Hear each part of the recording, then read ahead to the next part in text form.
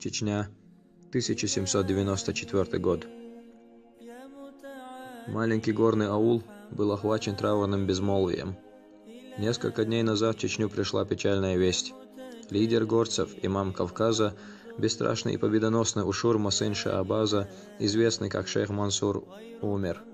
Не погиб, не убит, не сражен в бою, а умер в Шлиссельбургской крепости после 3 лет заточения. От болезней, от одиночества. Трагическое известие мгновенно облетело каждый уголок Чечни.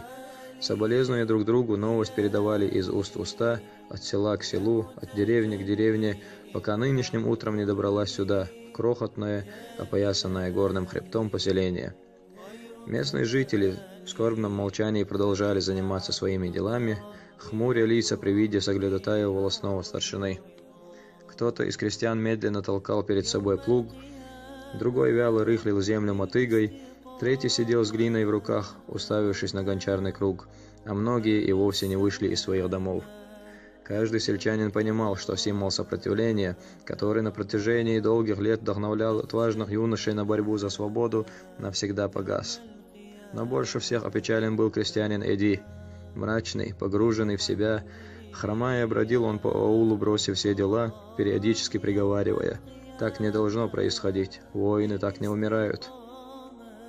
Не тревожило его больше подагра, не беспокоило возможное отсутствие урожая и совсем не радовало рождение прошлой ночью его первенца. Ближе к вечеру, терзаемый чувством бессилия, Эди пришел домой, поздоровался с пожилой матерью, на еду даже не взглянул, только бросил пару дров в печь и прошел в комнату, где в кровати жена кормила его новорожденного сына. Не обращая на них внимания, Эди подошел к окну и стал наблюдать за закатом. «Муж», — тихо, почти шепотом обратилась к нему жена, — «мы все скорбим, нам всем тяжело, вся Чечня оплакивает его». Она замолчала, подбирая нужные слова. Эди нахмурился, но ничего не ответил. Жена продолжала: «Но на то воля Аллаха, а нам остается только помнить. Если человека не предавать забвению, он будет жить вечно». «Прекрати, женщина!» — резко перебил ее Эди. «Не смерть имама отравляет мне душу и разум. Он был воином и должен был умереть как воин, на поле боя, с кинжалом в руке, с воинственным кличем на устах, а не в тюрьме от голода, тоски, страданий и мучений, подобно дикому зверю, запертому в клетке. Но и не это является причиной печали в моем сердце, ибо нет у меня сомнений, что история воздаст имаму Кавказа все почести сполна. Я скорблю о другом».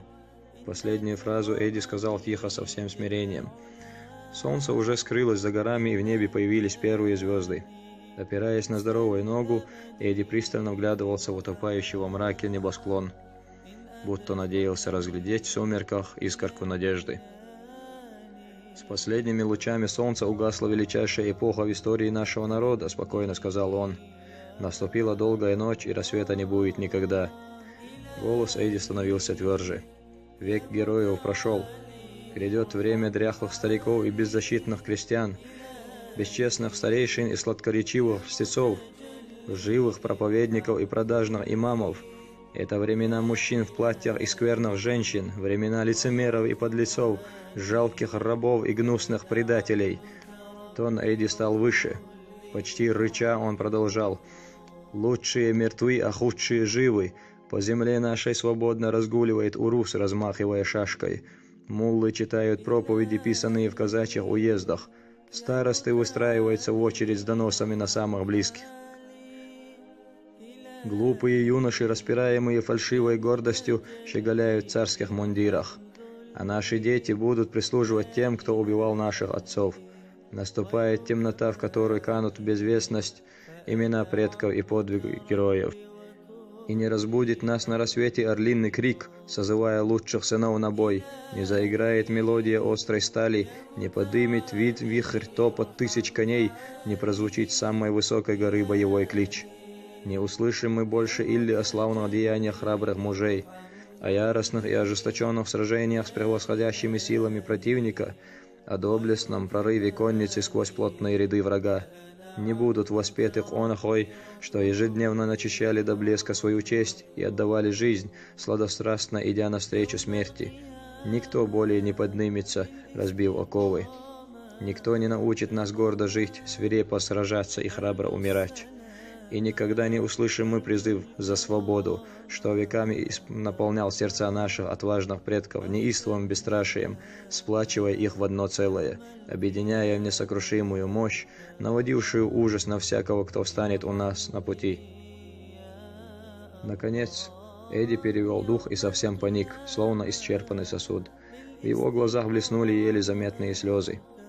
«Нет, жена, вовсе не храброго имама Кавказа я оплакиваю», — тихо сказал он, «а мою бедную, истерзанную, измученную, но никогда не преклонявшую колено Чечню, которая умерла в ту ночь вместе с шейхом Мансуром». После этих слов Эдди ничего не добавил. Он продолжал вдумчиво смотреть в окно, за которым медленно поднималась луна.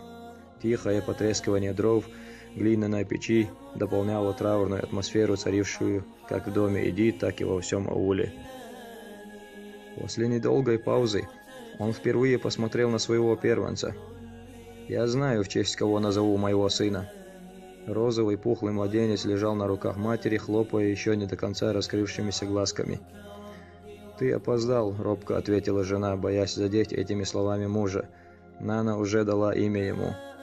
Эдди фыркнул и снова отвернулся к окну. «Всего-то хотел дать сыну имя воина», — сказал он с досадой в голосе, «в память о великом человеке, а не гончара и кожевника». Воистину прошел век героев. Эдди помолчал минуту, всматриваясь в ночь, потом вздохнул и, смягчив тон, спросил: «Ну и как его зовут?» Она немного смутилась, заметив переменчивость настроения мужа, и чуть заметно улыбнулась. В небе, наконец, взошла полная луна, свет от которой заполнил темную комнату. Где-то неподалеку, впервые за несколько лет, тихо завыл волк. Жена посмотрела на малыша, погладила его крохотный лоб и спокойно ответила: «Его зовут Байсангур».